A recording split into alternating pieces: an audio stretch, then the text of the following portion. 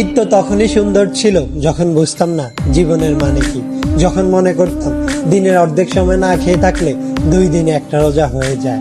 ঈদ তো তখনই সুন্দর ছিল যখন রোজা না রেখেও সবার আগে ইফতার টেবিলের সামনে হাজির হতাম আর সবার আগে ইফতারি খাওয়া শুরু করতাম। ঈদ তো তখনই সুন্দর ছিল যখন ঈদের নতুন জামা কাপড় কিনে দেওয়ার জন্য আব্বু আম্মুর কাছে কান্নাকাটি করতাম আর মনে করতাম কেউ ঈদের নতুন জামা কাপড় দেখে ফেললেই হয়তো ঈদ শেষ হয়ে যাবে।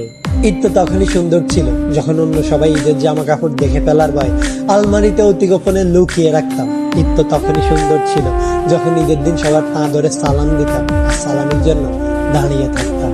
ঈদ তো তখনই সুন্দর ছিল যখন বড়দের দেখতাম তারা কত জায়গায় ঘুরতে যায়, তাদের কত টাকা, আর ভাবতাম কবে জানি বড় হব আর তাদের মতো করে এত সুন্দর করে ঈদ পালন করব।